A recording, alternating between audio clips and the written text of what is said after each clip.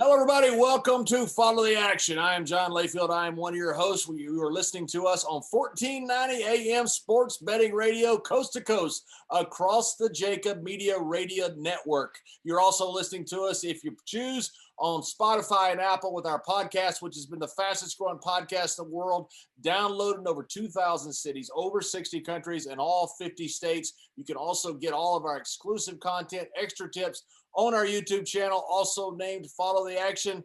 The reason we grow so fast, the reason we're doing so well, because of the people that we have. We don't have guys who play experts on television. We have the guys who, what they call about the sharp money, that's our guys. So let's get straight to the introductions. None bigger than the legend out of Philadelphia, the Philly Godfather, Mr. Steve Maltepes. And another legend. Philly's a big city full of legends. The man with his glass of wine, the Philly Rooster. The man without a glass of wine, also from Philadelphia. We got half the town here. We got the best half, by the way. He's as big as the Rocky statue. He is Mr. Harry Mays, the host of golf's best podcast, Swing It and Ding It. We got Gotham City, one of Steve Maltepes, the Philly Godfathers, longtime gambling buddies with us to go over UFC and all of the different sports. And they've been called the future of sports betting. It is known as the 8-Ball and Matt Maltepes of the College Kids. And we also have, who is a huge boost to our program, Mr. Dave Mason from Bet Online. Dave goes over the sharp numbers, where the action is going, where the money is flowing. Philly Godfather, you ready to go this week? Always ready to fire, John. Let's do this. Absolutely. Happy to be on 1490 Sports Betting Radio. Excited to be syndicated nationally. And Dave Mason, I want to start with you, please. Because of Tiger Woods. Mr. Woods has a horrific car wreck. And because of that, you have some types of injuries. Sounds very severe. It does not seem to be life-threatening. To Tiger Woods, seems to be career-threatening. What has this done to the odds, Dave Mason, as far as the Masters, as far as futures, and as far as all your props that you've got at Bet Online? Yeah, well, I mean, he's off the board. You know, we have everything up for Masters and all the majors throughout the year, but we take him off the board. He's ton, it looks like, right? So we take him off the board, and it's a tricky one. You know, those kind of bets, when you place them when you place them in the future market before the event starts, or before the week of the event, they usually all bets have action. But we might make an exception here and refund them. I don't know. We're talking about it right now. Technically, we don't. But house rules says you don't have to. But since it's such a crazy circumstance, and he takes so much action, that we might do a good thing for our players here. Well, we're thinking about it here. I mean, Tiger being out. I mean, just business. I'm just going to talk business here. Of course, his well-being is first and foremost by far. But from a business perspective, man, it's a huge blow. That you take every sport out there, and nobody moves the needle as far as action like Tiger does. Maybe a Conor McGregor, since in MMA fighting. Those are the kind of guys that just move that needle and just take on so much action. People are betting them, or people are watching the tournament, which makes more casual people betting into that tournament. So, from a business perspective, it really sucks. Again, I'm just talking business perspective. We already had a big exposure on him to win the Masters 2 years ago when he won the Masters, or 2 Masters ago, actually. That was the biggest loss for us in the history of Bet Online for any kind of futures market, no matter the sport. That was the biggest loss for us when he won that Masters. So, he just drives so much action so him going down is kind of a kick in the shorts for us, but the game must go on. Harry, first of all, thanks for the great pick last week for my moves tournament. I moved up significantly in the standings, giving me Mr. Victor Hovland, so thank you very much. But as far as Tiger Woods, how does that impact what you're handicapping? He doesn't play a full schedule anymore like he did when he was younger, before he first took some hiatus, because he's had a lot of surgeries over the years. How does that affect handicapping for golf?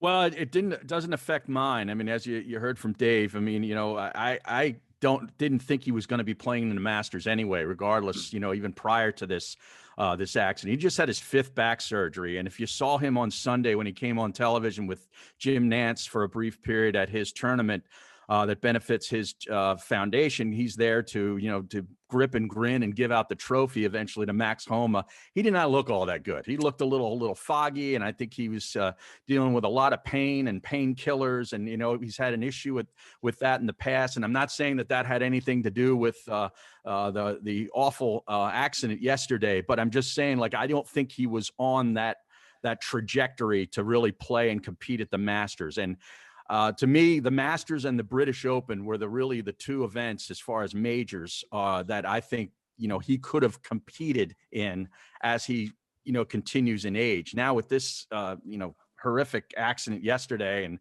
based on some of the, the surgeries and the things they had to do to put him back together, if you will. And I know we're going to detail that with Gotham here in a little bit. It doesn't sound like golf is in his future as far as playing or competing ever again. And that's really sad. If he ever does come back and is able to tee it up at an event, I mean, that might make the Ben Hogan come back, even though Ben Hogan went on to play some great golf, his best golf, and win a couple of majors after the accident with the bus. It may make that seem like child's play, because what we're about to detail with what happened to Tiger is some really serious stuff. Before we detail that, Harry, you're one of the best experts in golf in the world, the host of Swing It and Ding It, as mentioned before. Tiger Woods' place in history right now, if he never plays another tournament, is he number 2 behind Jack? Is he tied? Where is Tiger Woods? He's number 2 in majors, but I think over the whole, picture, the whole from start to finish, I think you got to list him as the greatest of all time. The greatest, really better than Jack, even I do, because I just think the competition, and you can credit Jack Nicklaus for a lot of this, because he was a guy that was the greatest, and it was arguably the greatest. So some people will fight you on that. But guys got into golf in the 70s and the 80s because of what Jack Nicklaus did. And the same thing, happened with Tiger Woods. A lot of these guys teeing this up this weekend wouldn't be playing golf if it weren't for Tiger Woods. But with all he did, he's won 18 World Golf Championships. There's a World Golf Championship this weekend. He's won 18 of those. He's won 15 majors. He's won 82 tournaments, which is tied for the most ever with Sam Snead. And that is really, I think, the crime of this whole thing, if you think about records in golf, in that he probably won't have a chance to eclipse that record. He won the Zozo a little over a year ago over in Japan, and that was the number 82. He got to that. He got to 15. He made the incredible comeback from all the other injuries and the off the field issues to win another major. And I think, that cemented him to me as the greatest of all time. Rooster, I know you have some feelings about this as far as the greatest of all times and what Tiger Woods meant for golf. Before we go to Gotham City, who's got, I think, an incredible show and tell for us that's going to detail what Tiger Woods' injury is, what are your thoughts about Tiger Woods as a place, as the greatest of all time in golf?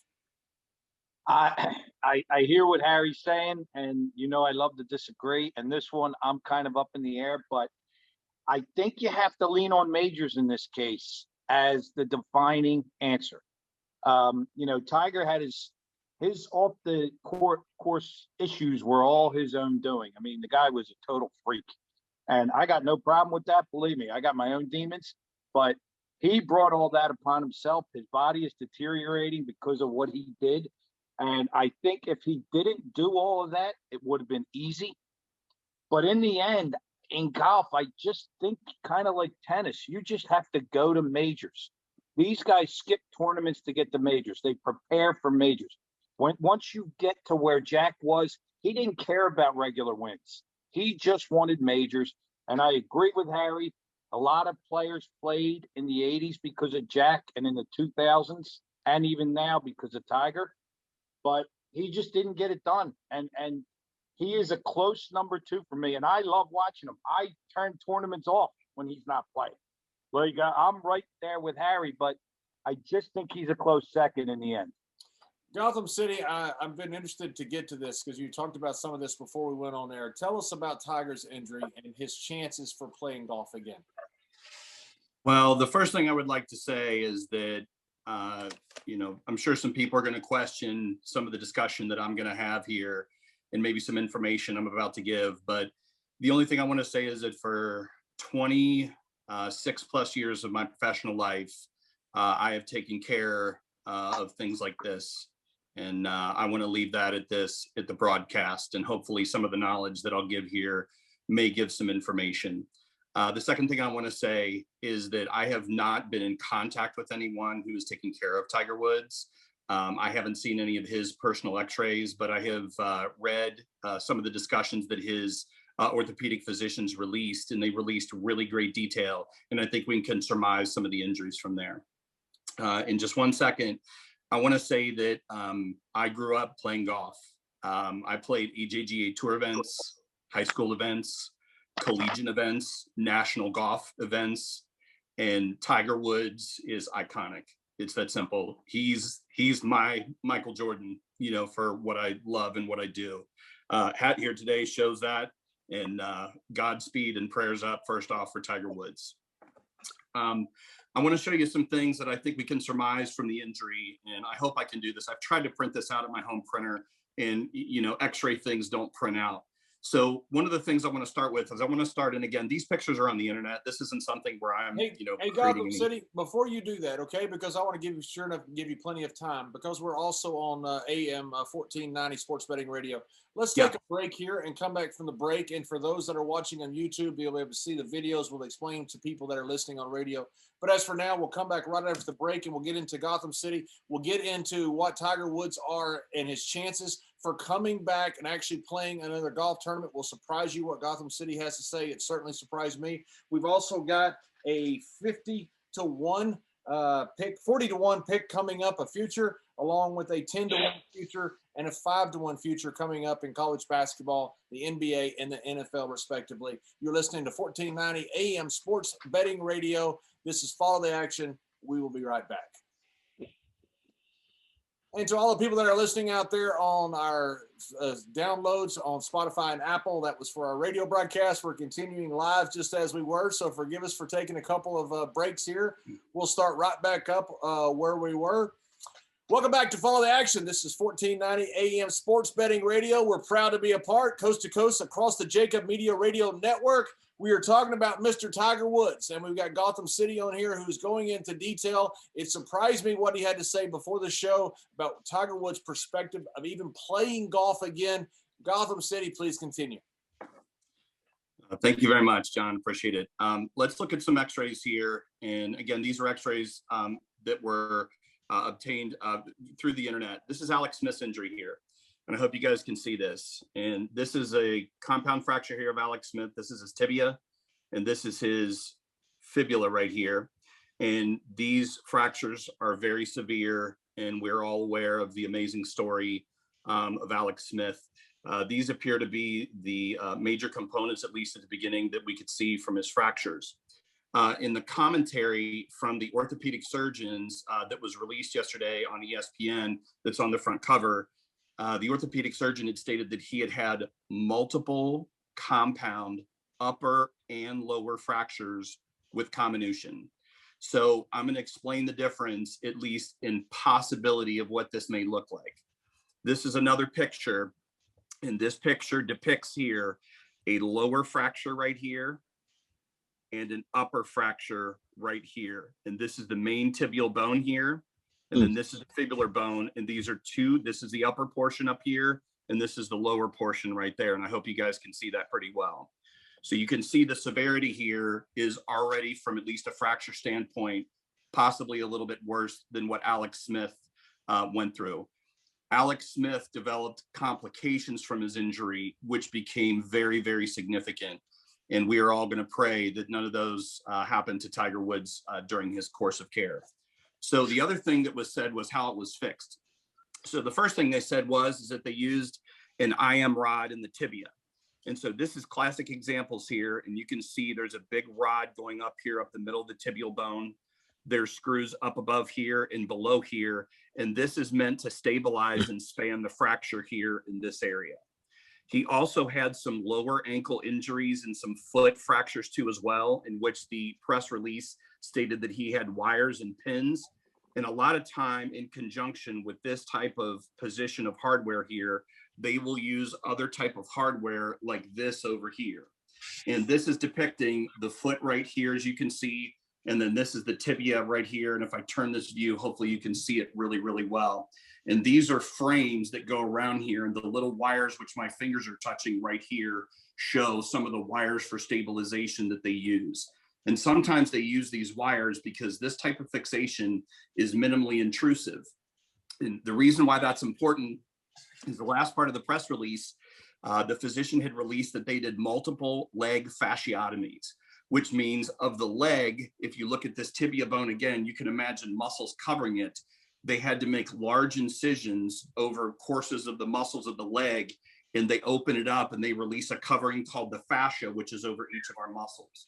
And those fascias are completely released and left exposed. And so right now there's just exposure so they don't create what's called compartment syndrome.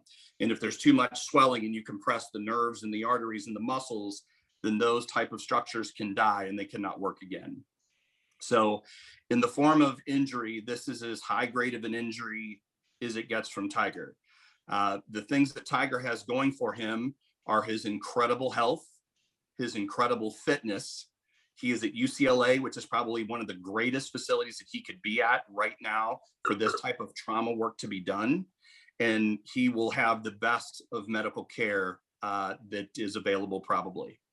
And, the only thing I hope for in my, professional opinion is that they're able to save Tiger's foot, lower leg, and save his life and make sure he's healthy so he's able to see his family and his kids. If there's anything beyond that, it'll be the greatest thing we've ever seen. Yeah. And correct me if I'm wrong, Gotham, but that releasing of the fascia was one of the first things they had to do, right? Because that was primary focus, because if they don't fix that, like you said, the nerve damage can immediately take place, right? Absolutely. Yeah. Yep. And you've seen it time and time again. There's been an NCAA player from Louisville who had a very severe, injury. The tight end for the Chicago Bears, if we all remember, in New Orleans in the end zone when he caught that. This was a little bit different style injury, but he had an injury to his blood flow vessel, and that's why he almost lost his leg. And luckily, those guys decompressed it, opened it up, got the artery to work again and saved his leg and definitely his life too as well. Amazing. So if you're making a bet here, Gotham, would you say that Tiger Woods ever plays a competitive golf tournament again? I watched Tiger play a U.S. Open against Rocco Mediate with, I believe, a torn ACL, and I believe he had a tibial plateau fracture as well. Yeah, he had a fracture. Yep. And the tibial plateau, when you have a knee and you don't have an ACL, it dislocates and shifts. And I think there's one really good picture. I rewatched this about a month ago. I think it's on the 15th or 16th hole. And when Tiger at that stage, he used to snap his knee or kind of snap it together, and he would jump up in the air. And that's what all the commentators would go crazy about, of how he generated all of his speed. When he would snap his knee was dislocating, and you see him walk off the tee box and take his hand on his femur and literally snap his leg back into socket so he can finish the last 3 holes. Yeah. And I will tell you that there's probably no other athlete in the world that I know of that could do what he did that day. I'm on Tiger's side here, and I'm just going to pray that he can do it. Well, never count him out. Going from a downer in golf but the golf is pretty much a 52-week season. Dave Mason, I'll come to you with the golf odds, but I don't think I gave you the heads up on that beforehand. So if you're ready, we'll go with that. If not, we'll go with Mr. Harry Mason first. Harry, what do you got for this week? We're down in Bradenton, Florida.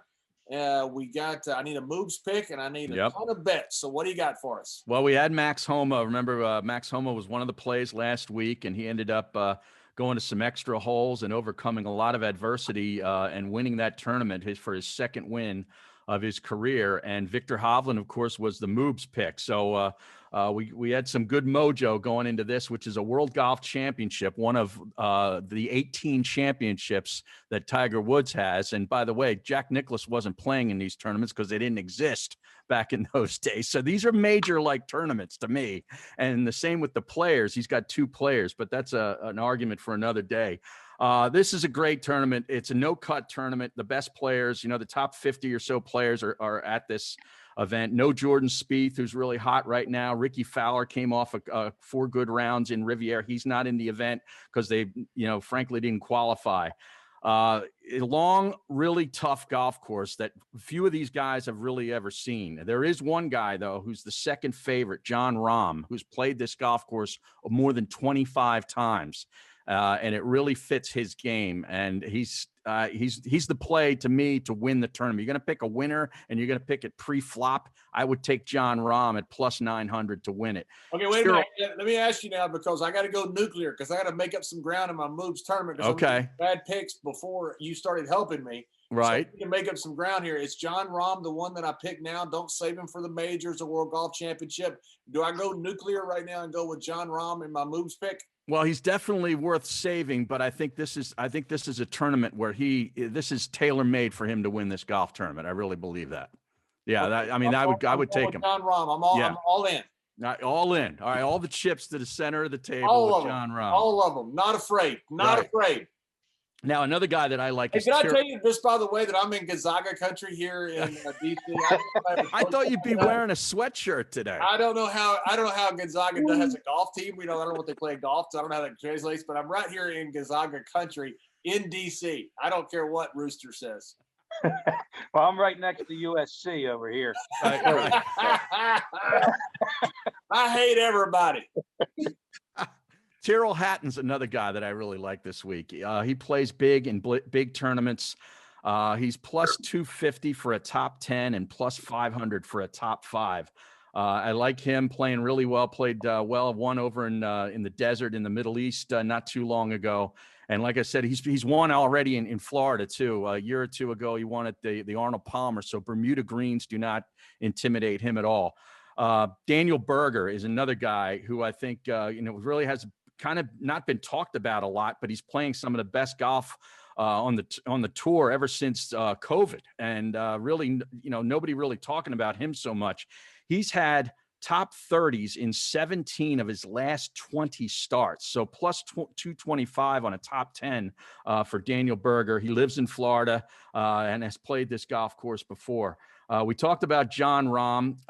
To go continue with him, he's had 8 top 7 finishes in his last 11 starts. So he's playing well. He's in what they call good form.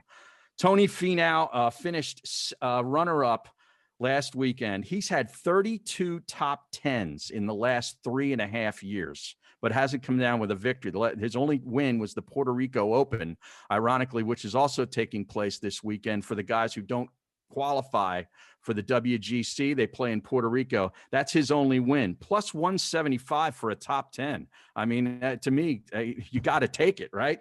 And Brooks Koepka too, plus money for a top 10 at plus 250.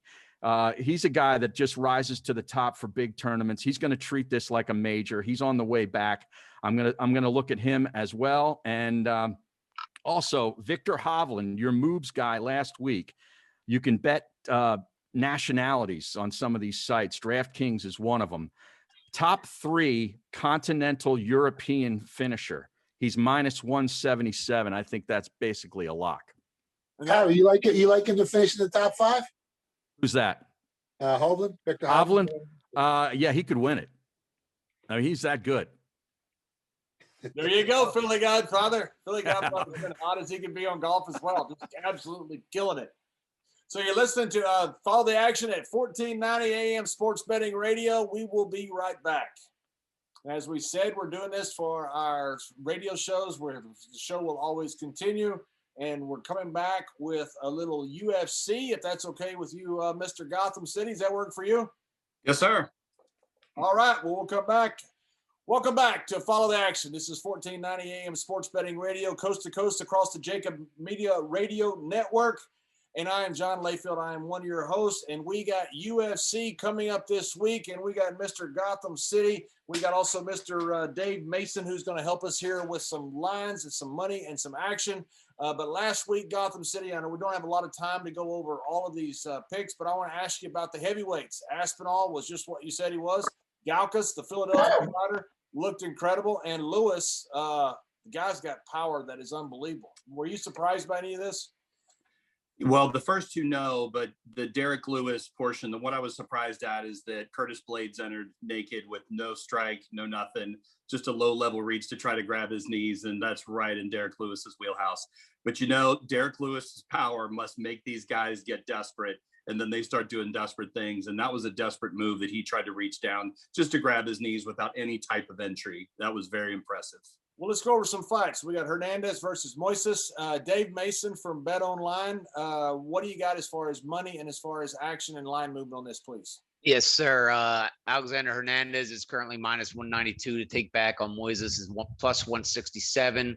Over under 2.5 rounds with over minus 175. Hernandez is getting bet. 65% of the cash is on Hernandez. 87% is on the under. And we did take some sharp action on Hernandez as well, about minus 180. What do you like on this, Gotham? I like Alexander Hernandez here.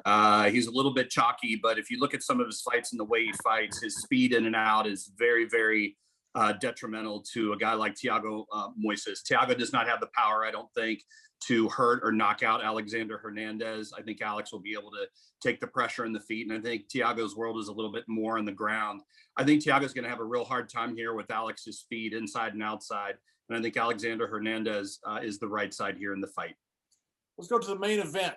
We got Rosenstrike, who's 11-1, but his opponent should have got a felony for it. Nagano absolutely assaulted the gentleman from Suriname, going against Ghani from France, who is 7-0. Dave Mason from Bet Online. What do you have for the odds and the money? Yeah, the favorite there, the French guy, Ghana is minus 260 favorite. Take back on Rosenstrike is plus 220. Over under 1.5 rounds. Over minus 220. Nothing sharp here at Bet Online. 97% of the actions on the over plus money, and 70% of the cash is on Rosenstrike. You going with the Frenchman here, Gotham? Cyril Gane for me. I really like Cyril Gane in this fight. And a couple things that stick out to me. First off, he's 6'5". Jairzinho Rosenstrike's 6'2", so he's going to have a 3 height inch advantage. He has Cyril Gane has an 81-inch reach advantage, whereas it's only 78 for Rosenstrike. So not only does he have the height, but he has the length. A couple stats that stick out to me quite a bit are absorbed strikes. Cyril Gane's only about 1.5, whereas Rosenstrike's over 3.5 absorption rate. And you're going to see the output from Cyril Gane with his movement in and out is going to be too much. I think you're going to see a different game plan here. Cyril Gane is a super cerebral fighter. I think he's going to clinch him. I think he's going to get him to the ground. And I think that he's going to wear Rosenstrike out on the ground. I don't think you're going to see a striking battle for long in this matchup, at least in my opinion. I think a couple of the plays that stick out to me, not only Cyril Gane's money line, I think it's too low. I think it needs to be higher than that. But I think the inside the distance prop is a great play here. And I really like by submission. Cyril Gane has a couple submissions that he's shown in the UFC, and Rosenstrike's ground defense is very poor. I think that's prop by submission plus 500 is great value. Go to another fight on the card. It is Croon versus Caceres. They both have a dozen losses. Croon is 17-12. Caceres is 21-12. Dave Mason from Bet Online. Where do you have the money in the action, please? Current odds are Caceres is minus 205 and plus 175 for Croon. Over under 2.5 rounds with the over at minus 180. The action's pretty split. About 53% of the cash is on Caceres. 91% of the action is on the under. We did take some sharp action on Croon at about plus 185. Are you going with the sharp action here that they have at Bet Online with Mr. Dave Mason, Gotham? Yeah, I like Kevin Croon here in this fight. Kevin Croon is going to be the significantly bigger fighter. In most of the fights that Alex Caceres or Bruce Leroy's had, he's been a little bit of the bigger fighter. But the way Kevin Croon's built, I think he matches up really well with him. Not a lot of people know Kevin Croon just because he's fought a lot more in the regional circuit versus the UFC. But he stands at 5'11", whereas Alex Caceres is about 5'8.5". And Kevin Croon's going to have a significant reach advantage in this fight. I just think the odds are off on this. And I think that Croon at plus $1.80 or higher is great. Kevin Croon trains with James Krause. And if anybody's watched the UFC in the last 4 months, James Krause has become one of the most talked about and well-known coaches for game planning. He had Derek Minner last week. As you saw, Derek Minner just perform amazingly in that fight. James Krause has an excellent submission style game plan here. There's a little prop for Kevin Croon by submission at plus 650. And Bruce Leroy has been submitted six times in the UFC. So I like Kevin Croon at plus $1.80 or higher. And I think that submission prop at plus 650 is a great play. Next fight on the card, Rivera versus Munoz. Munoz for the Brazilian is 18-5. Rivera is 23-4. Dave Mason from Bet Online. What do you got for the money and the action on this, please? Jimmy Rivera is minus 153. Munoz is plus 133 over 2.5 rounds with the over at minus 290. 58% of the cash is on Jimmy Rivera and 83% is on the under. And what do you got on this, Gotham? I like Jimmy Rivera here. They fought back in 2015. Jimmy Rivera was the dog in that fight. This was in Pedro Munoz's hometown when they fought before. He won a split decision. It was an amazing fight. I think this fight boils down to Pedro Munoz having a very difficult time of getting Jimmy Rivera to the ground. In the UFC, Jimmy Rivera has a 95% takedown defense ratio, which is amazing.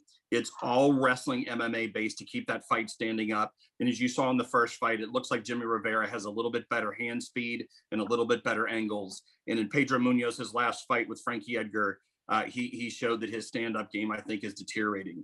The other stat that stands out to me the most is Pedro Munoz has an absorption rate of 6.17 strikes, and that is just an enormous absorption rate. I think Jimmy Rivera wins this. I think minus 150 is a fair price, and that's who we like in this fight. In the ladies' fight, we have Alexis Davis. The Canadian is 19-10, taking on the Colombian queen, Sabina Maza, who is 9-1. Dave Mason from Bet Online. Where do you have the money and the action, please? Mazo is currently minus 210 without Alexis Davis at plus 180, over under 2.5 with the over at a minus 400. 86% of the cash is on Mazo, 87% is on the under. We did take some sharp action on the other side. Davis at plus 195. What do you got, Gotham? You know, Alexis Davis has beat some of these contenders. She actually knocked out Amanda Nunes back in 2011. She's beaten Liz Carmouche, Jessica Ai. She's had some amazing fights in her career. She's a little bit older now. She's 36 years old. And Sabina Mazo is kind of the new young girl that's coming on with only 23 years of age. The thing that stands out to me here is that Sabina Mazo is a very slow prodding fighter. And I think Alexis Davis is going to be in her face. I think this is Alexis Davis pressing her up against the cage. And I think Alexis Davis is going to surprise a lot of people. She has the significant experience here, and I think she gets it done here in this fight.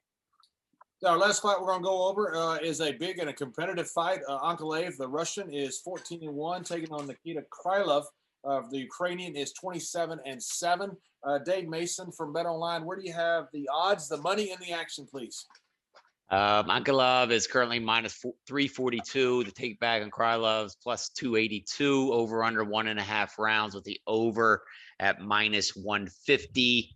73% of the cash is on Ankalaev and 77% is on the over. Nothing too sharp here at Bet Online yet. What do you got, Gotham? Yeah, you know, Magomed Ankalaev here is kind of the new guy that's coming into the light heavyweight division here. He has great striking. He has a great camp of training. He's won his last 4 or 5 fights in the UFC here after kind of a miraculous loss to Paul Craig with 1 second left in the 3rd round by a triangle choke that was performed there. Nikita Krylov is only 28 years old, and I think a lot of people will be surprised to hear that. Nikita Krylov has fought for many, many years in the UFC and fought the absolute best talent. His most recent fight was Jimmy Walker, where he won a decision, and he lost a very, very close fight against the #1 contender, Glover Teixeira, in 2019. You know, I think a lot of people are going to think that Nikita Krylov has no opportunity in this fight. I think Magomed Ankalaev here at minus 360 fighting this level of competition is just too high. I think the only way to play the fight here is Nikita Krylov plus the money there. And then I got a little prop here because Nikita Krylov is really slick in the ground. And I didn't like the way that Magomed Ankalaev here tapped really fast to that strike with that triangle choke within 3 seconds. The prop on Nikita Krylov for submission is plus 950. And I know that Magomed has the power. I know that he has the speed here, but I think this fight gets to the ground. And I think Krylov has a real opportunity to maybe steal this fight from Magomed and Krylov here. 9.5 to 1 odds on that. That's a pretty big little prop there. I got them. I love it. Yeah, we'll see if Nikita can. He's got good grappling skills and he's real slick on the ground. So we'll see if he can get it done. I'm firing. We certainly will see. And when we come back from break, we got Matt from the College Kids who's absolutely going to blow your mind. Certainly going to blow Roosters when he talk about who he is picking for the MVP at 40 to 1. You're listening to Follow the Action at 1490 AM Sports Radio Network. And we'll come right back to all those listening on podcasts. You understand how radio works now, because that's what we're trying to do. We're trying to be like radio people like Harry Mays. That's what we're trying to be. We're trying to be icons like Harry Mays. We got to be better than that. Hell no. You're the cream of the crop. You're the top. You're the tall hog at the trough. You're listening to 1490 AM Sports Betting Radio, coast to coast across the Jacob Media Radio Network. Easy for me to say. I'm John Layfield. I am one of the hosts of Follow the Action here with the Philly Godfather, Gotham City, Harry Mays, the 8-Ball, Matt from the College Kids, and our pal, the Philly Rooster, with his glass of wine. All right, Matt from the College Kids. I understand you got, a 40 to 1 long shot pick here, future. What do you got? We got a 41 future on Carson Wentz to win MVP. What? It might shock a lot of people. I know you're from Dallas and you don't like it, John. I know, but there's some value here now. We're looking at Carson Wentz. He's finally in a situation where he's familiar with the coach. He's familiar with Frank Reich, and he's familiar with the system. And he has a stable offensive line, actually one of the best offensive lines in football. They have a good defense. Gotham City and I were talking about the center beforehand. You have a great center over there. So he's going to be in a great situation. All right, now let's look at the opponents he's going to play. He's going to verse Jacksonville twice. Okay, they rank 31st in opponent points per game. Houston twice. They rank 27th in opponent points per game. Tennessee twice, 24th in opponent points per game. The Raiders 30th in opponent points per game. At Arizona in a dome. At Arizona, they're actually ranked 24th in opponent points per game. At San Fran, they were ranked 25th, but they had some injuries, okay? So give them some slack there. They versed the Jets, 26th, and then the Seahawks, 16th, which is average. Now, Carson Wentz is going to have 8 home games that aren't in a dome. We all know quarterbacks sometimes they struggle, in the rain and the wind, weather conditions and everything. But now he's going to be in a dome at home, 8 games. Then he goes to Arizona, another dome. He goes to Houston, another dome. So that's 10 dome games. Then he has 3 games on the road at San Fran, at Miami, at Jacksonville. That's as nice as weather you can get in the world. I mean, not in the world, but in the United States at least. And then now he's going to have 11 games against teams that are below average in opponent yards per pass attempt. He's going to have 11 games against teams below average in opposing passing yards per game. And then 9 teams he's going to verse are below average in sack percentage, with Houston on the cusp at 14th or 15th. And they just lost J.J. Watt, so they're going to dip. So he's going to be in a great situation here. He has some weapons. He has a good ground game, and he has some weapons on the wide receiver end. So I think he's going to have a great year. I think we're going to see a return of Carson Wentz from his MVP season, and he's going to be able to finish the season this time because he has a great offensive line. He's going to have some stability, and 40 to 1 is just too much value to pass up here. I just bet it everywhere, so you guys know max limits. And if you guys remember the Super Bowl show where Brewster got a little heated and he called Matt from the College Kids a parrot, it ended up being that Matt's a freaking shark. I mean, he's just breaking it down. That's one of the best breakdowns I've ever heard. I bet Tampa Bay money line, okay, when they versus the Saints. Tampa Bay on the spread. Tampa Bay alternate spread against the Saints money line on the spread in the Super Bowl again. Money line and spread, Rooster. Money line and spread. That's not a parrot, Rooster. That's a shark. Wow. He sounds like you. He's better than me. He's better looking than me. He's smarter than me, Chiefs, and he's learning from all of us. He's the future of sports betting, Rooster. What I got was he had to leave Philadelphia to win. That's what I got. That's what I heard as a Dallas Cowboys fan. He had to leave Philadelphia to win, and that's what I'm staying with. Well, John, we won the Super Bowl a couple years ago. Dallas, I'll prove he can lose. Now, if Jerry Jones leaves Dallas, you might have a chance of winning. That's the only chance we got. Every year we say it's our year. We've been saying that for a quarter of a century. Does Dallas have a quarterback? Because it sounds like they don't want the one they have. I have no, they don't. No, Really? it's unbelievable. Unbelievable. I had no idea. Jerry Jones has been the best owner, everything outside the lines. In the lines, not so much. Built a great stadium. It's a great stadium. We just don't have a team to play in it. The heck with that. You have Andy Dalton. I mean, we do. And if you want him, you can have him. No, actually, he didn't play that bad. 8 Ball. Let's stay with the MVP theme here. Understand you've got also a asymmetrical bet here, which we love on this. About a 5-1 bet on MVP for NBA. What do you got, Mr. 8 Ball? Yeah, we touched on it last week. I wanted to go more in depth on it this week. I love Joel Embiid for MVP. The more I dig into it, the more certain I am he has a great chance at, getting this award. What LeBron's doing in year 18 is amazing. He's averaging 26 points per game. But with the AD injury, you've seen them lose games. They're going to fall to a 2 or 3 seed most likely. And Joel Embiid, he's doing something that no other big man has done. He's 7'2". He's shooting over 50% from the field, over 40% from 3, which is unheard of for a 7'2" big man, averaging 30 points per game, 11 rebounds per game, the number 1 seed in the East. If the trend with his numbers continue and the Lakers start dipping to 2 and 3 seed, I don't know how you don't give this award to Embiid. I think at 5-1 right now, I think those odds are going to plummet in a week or two. And I think if you jump on Embiid now, it's the best play out there. Do you think that there's a chance because of LeBron James? He's been politicking just a little bit for the MVP award. Do you think politics might catch up to it? Because at some point, it's almost like an Academy Award after time. You give somebody not because they had the best movie, but because they had a body of work over their lifetime that has been worth an Academy Award. Do you think that might play into this at all with LeBron James? I can see that happening with the league giving it to him, but I think Embiid's numbers are just, out of this world right now. LeBron's doing what he's always done every year, 26 points, 8 assists, 8 rebounds. It's not like his numbers have skyrocketed. In year 18, it's impressive, but Embiid's doing something that no other big man has done. Well, Ball, how much of Joel Embiid's success is to their new coach? You want to touch on that a little bit at all? I think a lot of it is, I don't think Brett Brown really knew I don't think he had much of a system. You can see Doc Rivers, obviously, he has Ben Simmons playing more of a passive role. He's not as aggressive. But Embiid, he's getting more post touches per game. And I think they're making him the focal point of the team. I agree. I think he's set a standard of how they're going to play and who they're going to play through. And I think that now that they have that understood, they're going to, sky's the limit for them this year. I agree. Well, I'm not only in Gonzaga country here, I'm also in Duke country. Duke is just like 2 blocks away here. Every college basketball team is within like 3 blocks of me here. So, Philly Godfather, I understand you got something about my neighborhood here with Duke. What do you got with us on the future? Yeah, I got an And you know what happened, Billy? I've been cut you off.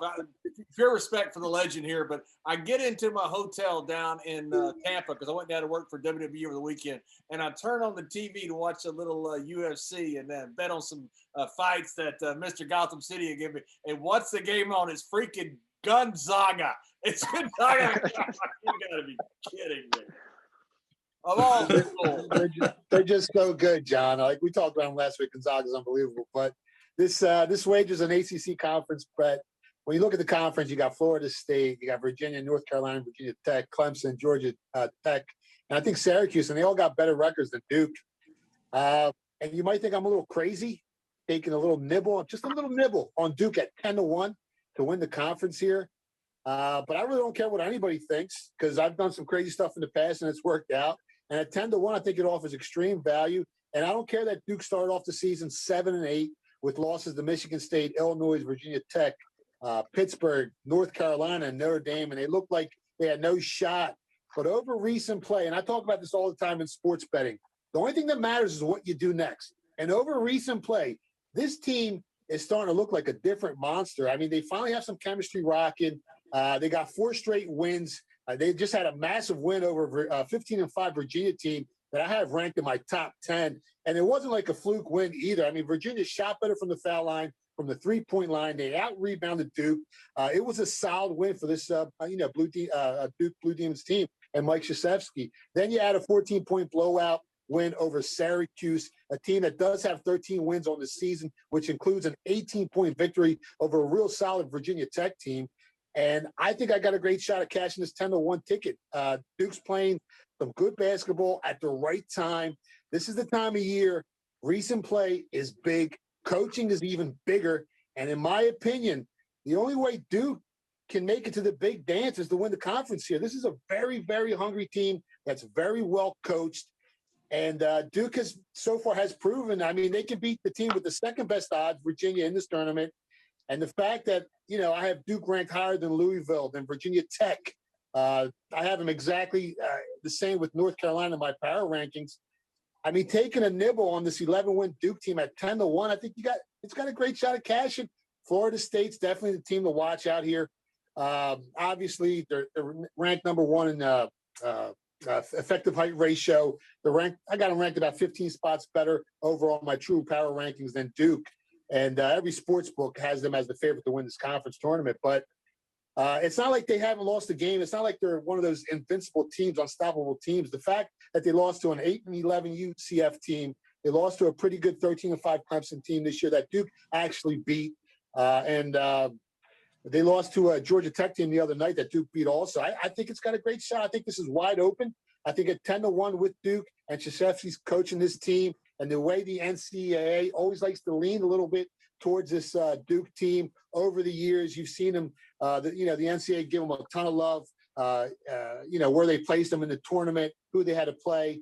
And I think this NCAA lean is very, very live. It's very, you got action here. And I think Duke's got a great shot at 10-1 cashing this ticket. Duke at 10-1. And when I got down to that hotel down in Tampa and I turned on the game, I also had my Twitter feed turned on, and there was a picture from Philly Rooster who said he was in front of Gonzaga High School in D.C. and said he was told he couldn't find the arena. So I tried not to talk about it last week, and then Harry had a buzz shot. Oh, Harry, he set it hands off of it. So he went on Twitter and just crushed it. I tried to keep quiet. Hey, Gonzaga is so good. They're on both coasts. Okay? Gotham even pulled out a map on me last week. I'm losing everything. So, Harry, I'm sorry. So, Rooster, I'm sorry. I'm discombobulated. There's the map right there. Right, there it is. Somewhere. So, Rooster, with your glass of wine and your Twitter feed that's funny to everybody but me, you got Villanova, understand. That's your team in college basketball, right? Yeah, well, what I do at this time of year is, one of the biggest mistakes that square bettors make is that they look at this tournament and they're looking for the big long shot that's going to make it to the Final Four or cause some noise in the tournament. But the fact of the matter is 19 out of the last 20 years, it's a 1, 2, or 3 seed that won. And generally, it's 1 and 2 seeds. The last 5 years, 4 of the last 5 was a 1 or 2. So, I mean, the fact of the matter is I look at 1 and 2s right now to try and get some value on a futures bet.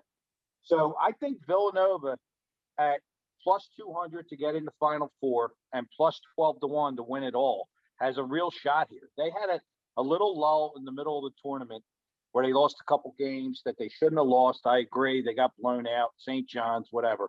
Hey, Rooster, if I can cut you off for just a minute because we're about to finish our time on the radio. So I'd like to say thanks to all everybody who's joining our radio on 1490 AM Sports Radio Network. We'll continue on our Facebook and our YouTube, also with our podcast that you can download at Spotify or Apple. Thank you very much for joining us. Follow the action. Now, I'm sorry, Rooster, I didn't mean to cut you off. We'll continue as we always do on our podcast. So now you got plenty of time. Yeah, those guys from Texas are so rude, Rooster. Yeah, I cut you off all the time. Jesus. But he probably went to Gonzaga. Yeah, Gonzaga's actually in Dallas. So anyway, so I think they got a real chance. I like them for the Final Four plus 200, plus 12-1 for the tournament. Like Philly Godfather said, they turned it around. They're playing strong again. They had a couple bad shooting outings that was rare for them all season. All of a sudden, they ran into 2 in a row. But they've gotten together since then. I just like this team. I think they got a real chance to win it all at 12-1. Would you take him at like plus 120 to win the conference? I looked at that too, and those odds came around. They were like minus 250 4 weeks ago. And I do kind of lean to them plus 120 to win the Big East. But I thought that was a little low. I think it should probably be around plus 150. But yeah, I think it's worth taking a little plus 120. Does Creighton scare you at all at plus 200? I mean, they shot lights out against Villanova last time. That's a very scary team in that conference. It is, but usually a team like Villanova will bounce back. But taking 2-1 on Creighton isn't horrible either. I'm with you. I kind of like that number better than plus 120, which is why I didn't give it out. And as you know, it's all about the value in the number. So I like plus 200 better than I like plus 120, even though I like Villanova better.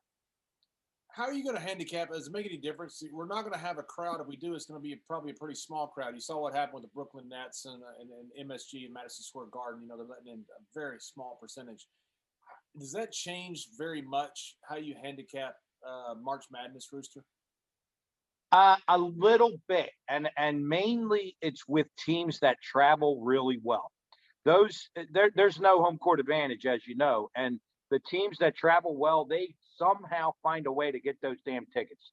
Like anytime Duke plays, I don't care where it is in the country, it's all home court advantage. Yeah, because they have the money to get the tickets, and you look at these big money schools with the big donors, and but you know what? All these schools are travel well. So the tournament, other than teams like Duke, Villanova's a strong traveling team. Other than that, no, there's no home court advantage. It's 50-50. Wouldn't you think it kind of hurts the underdog a little bit? Because at these neutral sites, and when people are at the game, they don't really have an interest. They'll start cheering for the underdog team if the game's close. That's a good point. If anything, that's what happened. That's what happened with Davidson, if you remember. Yeah. All of a sudden, the whole world was all over Davidson. Nobody had ever heard of them before, but they had home court advantage in every game that right. I think I got 10 against Kansas, and I think they lose by 8 in that game. They covered. Matt, you guys, you and 8 Ball both, you guys do a lot of handicapping for college basketball and for the NBA. With the NBA, is it changing the way you guys are looking at, because COVID is opening up some of these stadiums, especially in the South, and it is political. So you have in states more conservative, they're going to open up more just because of the way the political leanings are. Does that change your handicapping for the NBA? Well, it does. You have to always go through everything and adjust as the season goes along. So during the season, maybe at the beginning there's no fans, it's hurting, maybe dogs, it's hurting this, whatever the case is. And then you see how it progresses, and you constantly make your marks throughout the season. And then like we see with certain teams, they're like you said, they're letting fans in, this, that. But you got to also understand how the game changes too throughout the season. So at the end of the season, maybe some backups come in for certain teams, and these players, they start running faster. Their point guard's faster. He's running faster pace. So you got to always adjust on the fly depending on what's going on in the situation. You got to take all factors into account, all information, and go from there. Yeah, well, tonight's a perfect example. I know that Indiana's playing Rutgers, and Rutgers is at home. They were laying 3. There's some sharp money on Indiana, but they allowed family and friends into the game tonight for this Rutgers team. So it's a real emotional game for Rutgers. And I actually laid 3 on Rutgers, even though they're down 10-2 right now, because of that reason. Billy Godfather, what else you got coming up for the week? What's your biggest thing you're looking forward to this week? Just cashing tickets, man. We had a great Super Bowl, just to remind someone on the show. Oh, did you bet on the Super Bowl? I didn't know. Yeah, we're still counting the money. The money is so long, we haven't stopped counting it. And, that was 8 weeks ago. We just keep winning. We just keep winning, keep rubbing it in a little bit, and keep having some fun, John. That's all we can do. I was trying to actually, stick up for Rooster, and make sure there people weren't ganging up on him until I get this picture on a global platform like Twitter. Making fun of my incompetent that was my wittiest tweet ever, John. I just want you to know that. Of all the things. Well, thank you very much for joining us. That is Follow the Action for Mr. Harry Mays, the icon out of Philadelphia, the legend, the Philly Godfather. My pal, the Rooster, with his bottle of wine and his glass of wine and everything that goes with it. for Gotham City. For the 8 Ball and for Madden College Kids, I'm John Layfield. Thank you very much for joining us. Gotham City is now selling those globes online. No, he's not. I'm just kidding. Thanks for joining us. Good luck this week.